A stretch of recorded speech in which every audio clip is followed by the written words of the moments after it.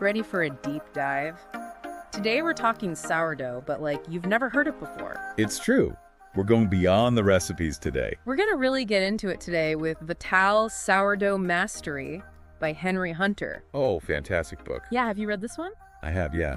It's a really great resource for bakers of all levels. Yeah, and I thought it was so interesting, he's not just a baker, this guy Henry. Yeah, his background's pretty unique. He was in the military, Right. And then like the corporate world, and somehow he ends up in the world of sourdough. Yeah, he talks about that in the book, actually. How those experiences, that need for precision, for planning, it kind of led him to sourdough. He found those same elements there, which I think is really interesting. Oh, that's so cool. I mean, it makes sense. Sourdough is precise. It is. It's a science. You got to be really strategic about it. It's a delicate balance. Yeah, well, he dives right into this idea of sourdough as like a living legacy, which I thought was kind of cool. I love that concept. It's not just a recipe, right? Right. It's like you're capturing these wild yeast that are literally just floating around. Absolutely. In your kitchen. I know, it's kind of crazy. So talk to me about the starter. What's the deal with this living culture?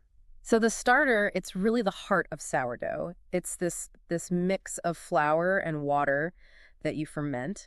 And as you feed it, it cultivates this whole ecosystem of wild yeasts and bacteria. And those are what gives sourdough its unique flavor. It's truly a living thing. So it's like a pet almost, In a way, yes. but tastier. Definitely tastier. And just like a pet, it needs the right food. Oh, okay, you're talking flour. Exactly. Flour is key. Henry's really passionate about this. He stresses using high-quality flour, experimenting with different types, and he's a big fan of rye flour. Rye flour. Yes.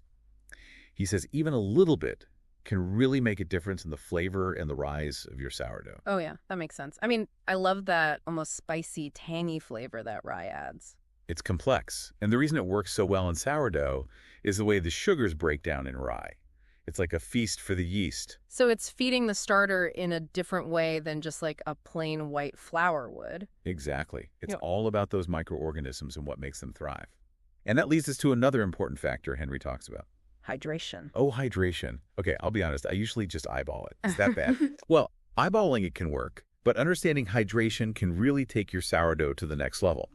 It's about the ratio of water to flour in your starter, and it impacts everything. The texture of your dough, how quickly it rises, even the final flavor. Wow, I had no idea it was so important. It's sourdough science in action. And the cool thing is, once you get the hang of it, you can adjust the hydration to get the exact sourdough you want. So instead of being intimidated by it, I can use it to my advantage. Exactly. I like that. And here's another little tip he mentions. Have you ever tried feeding your starter with a bit of whole grain flour? Ooh, that's interesting. No, I usually just stick with all-purpose or bread flour. He recommends incorporating a bit of whole grain every now and then. It's like giving your starter a boost of nutrients. Keeps it healthy and active. Okay, that's a great tip. I'm going to try that. You should. It's amazing how these little tweaks can really impact your final loaf. And speaking of impact, did you know that where you live can actually affect your sourdough? Wait, really? Oh, yeah. He talks about how the environment, the specific yeasts and bacteria present in your area, even things like humidity, can influence your sourdough's unique flavor profile. So my sourdough in, say, California is going to taste different from someone's sourdough in, like, Vermont. Exactly. It's like terroir, but for bread.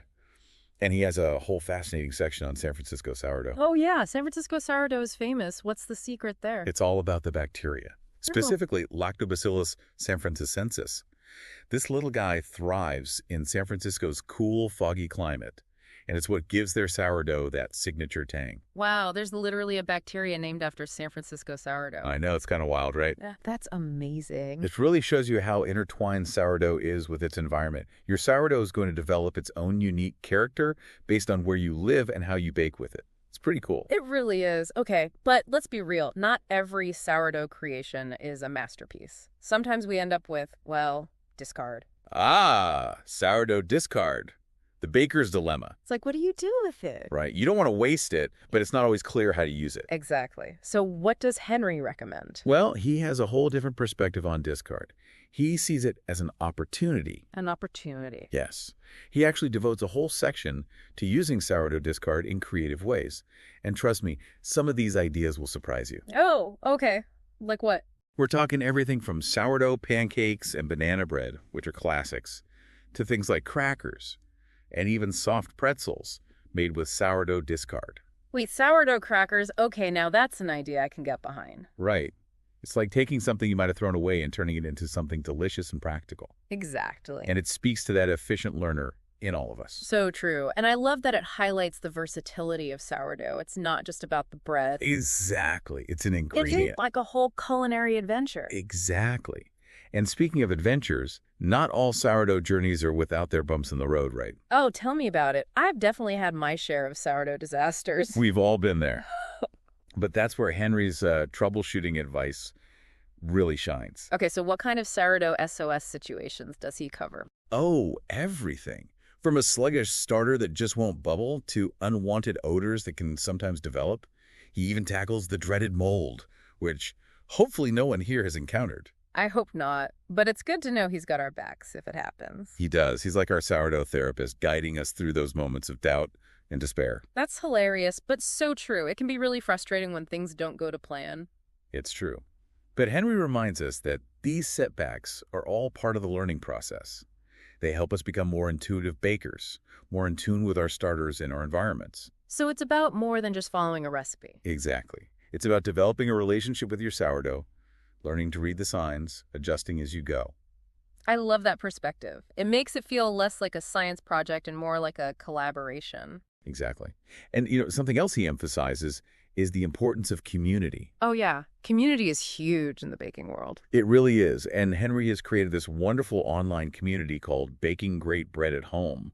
He encourages bakers of all levels to connect, share tips, troubleshoot problems, celebrate successes together. I love that. It's like a sourdough support group. Exactly. Right. Because we've all been there, right? Yeah. The flat loaf, the runny starter, the moment of panic when we think we've killed our precious sourdough pet. Oh, absolutely. Okay, so we've talked about the science, the art, the challenges, and the community of sourdough, but there's one more thing I wanted to ask you about that I found super interesting.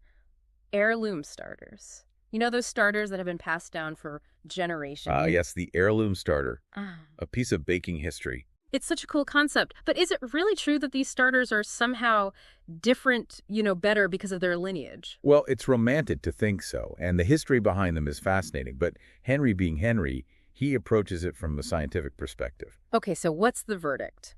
Is my sourdough going to magically transform into a 200-year-old sourdough just because I got my starter from my great-grandmother? Well, not magically. Henry explains that while those stories are amazing, the reality is that a starter's character is shaped more by its environment and how it's cared for than its lineage. So while an heirloom starter might have a cool backstory, it's not necessarily going to make or break your sourdough. So a brand new starter that's nurtured with care and consistency can eventually become its own kind of heirloom. Exactly. It's about the care and attention you give it. Your sourdough will reflect your unique environment and baking style over time. It becomes your own personal sourdough legacy. I love that. It's so much less about chasing after some mythical sourdough past and more about creating your own. Exactly. It makes sourdough feel so much more accessible, wouldn't you say? Absolutely.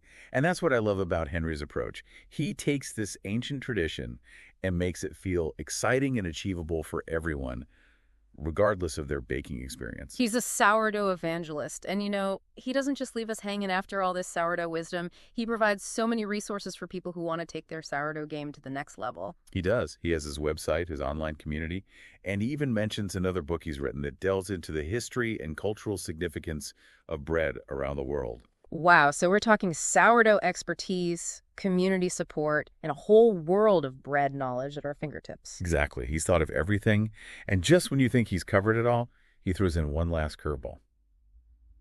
The hybrid loaf. Ooh, the hybrid loaf. Now that sounds interesting. We're going to have to save that delicious discussion for after the break, though. Don't go anywhere. And we are back. We're knee-deep in sourdough talking about all those delicious possibilities. And those not-so-delicious possibilities. Okay, true. Before the break, we were about to dive into the sourdough discard. Yes, discard. The thing that every sourdough baker has to deal with, but nobody really wants to talk about. Right. It's almost like this necessary evil of sourdough baking. But Henry, in our source material today, he actually has a really interesting take on this. He does, yeah. It's not just like, oh, here's this thing you got to get rid of. Right. It's not waste. Yeah. It's an ingredient in and of itself. Exactly. So he actually includes a bunch of recipes in the book. He does, yeah. Yeah. A whole section. For using discard? Like, what are we talking about here? So, of course, you have your classics. Yeah. You can use your discard for pancakes. Oh, yeah. Sourdough pancakes are amazing. Right. So good. Banana bread. Okay. Things like that. But then he gets into some more creative uses for discard. Like, have you ever had a sourdough cracker? Oh, that sounds amazing, though. I've never made them. They're really good. Okay. See, this is what I'm talking about. It's a game changer. This is what I love about his perspective. Right. Because you're taking something that you might have just tossed and you're turning it into something really delicious.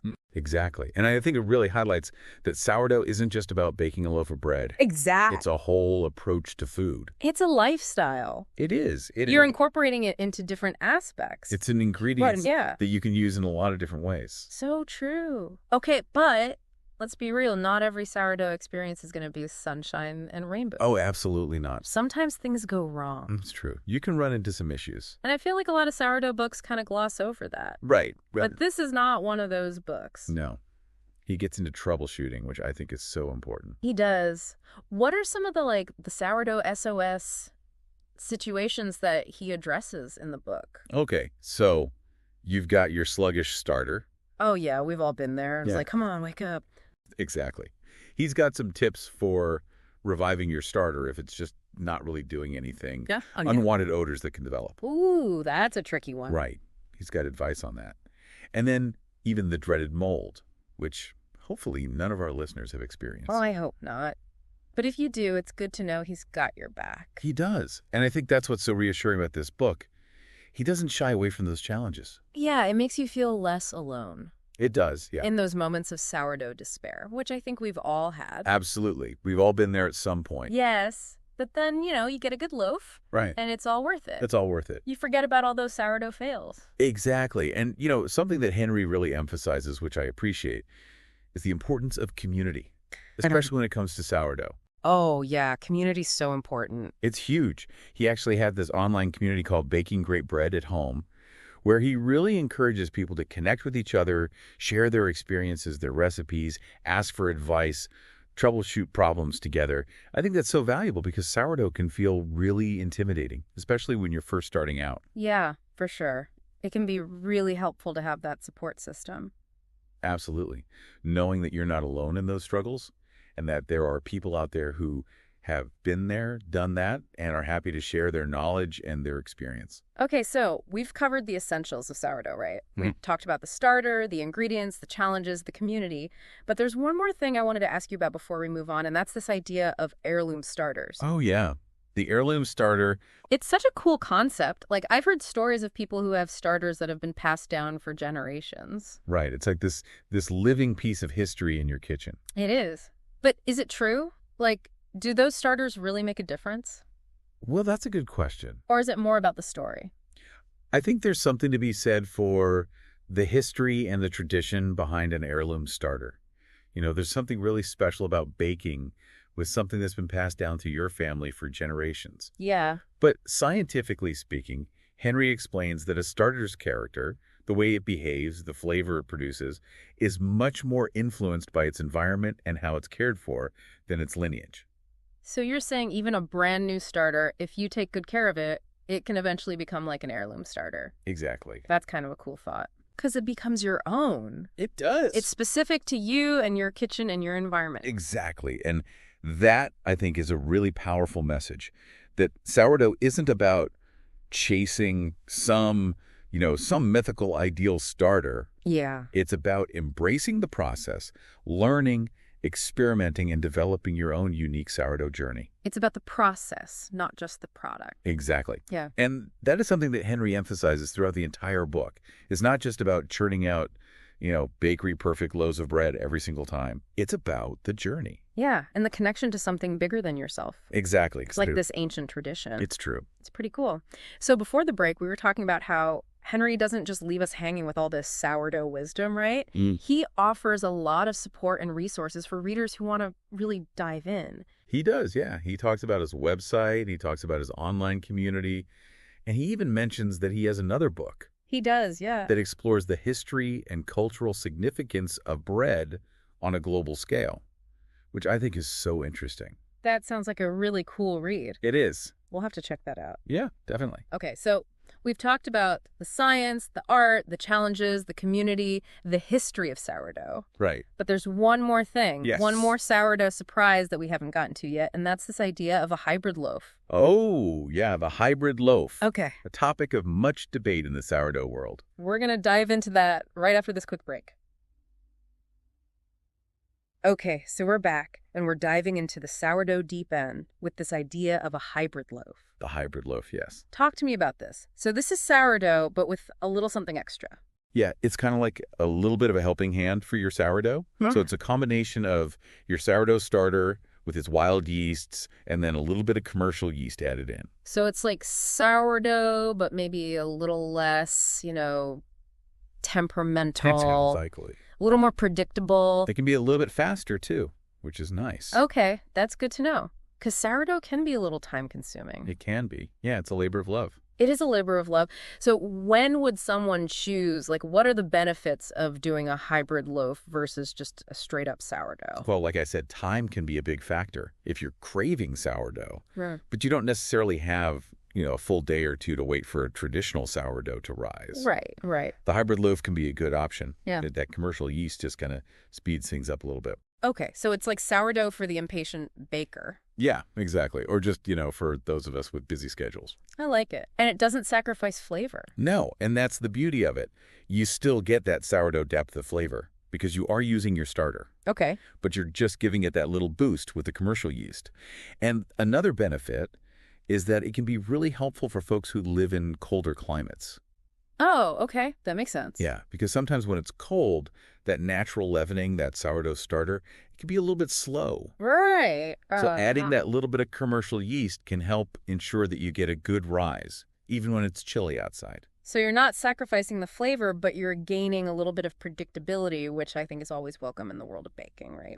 Because sometimes things can go a little haywire. Baking can be unpredictable. It can be. Okay, so for someone who's intrigued by this idea of a hybrid loaf, what's the process like? Is it a lot more complicated than a regular sourdough? No, it's surprisingly straightforward. And in the book, Henry actually gives a really simple method for converting any traditional sourdough recipe into a hybrid loaf. Oh, okay. And basically all you do is you reduce the amount of sourdough starter that you would normally use by about half, and then you add in a tiny amount of commercial yeast. Okay. We're talking like 1% of the total flour weight. Oh, wow.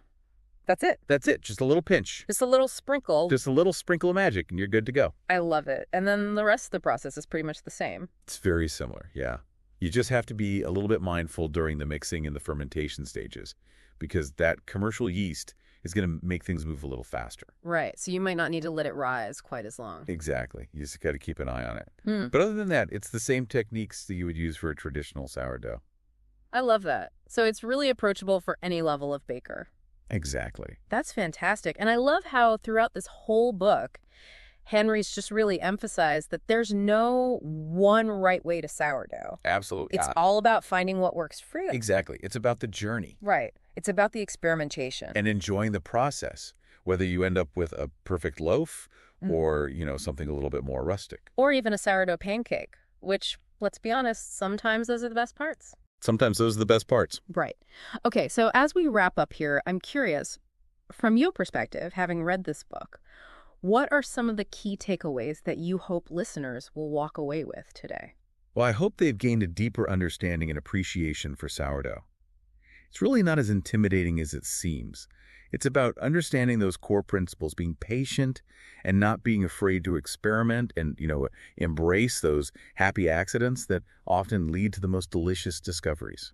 I love that. And remember, it's not just you. There's a whole community of sourdough bakers out there. A whole community. So don't be afraid to ask questions, share your experiences, whether they're successes or failures, because we all learn from each other. Exactly. And that's what's so great about this whole sourdough world. It's so welcoming and supportive. Well, on that note, I think we've reached the end of our sourdough saga. We hope you enjoyed this deep dive. And until next time, happy baking, everyone.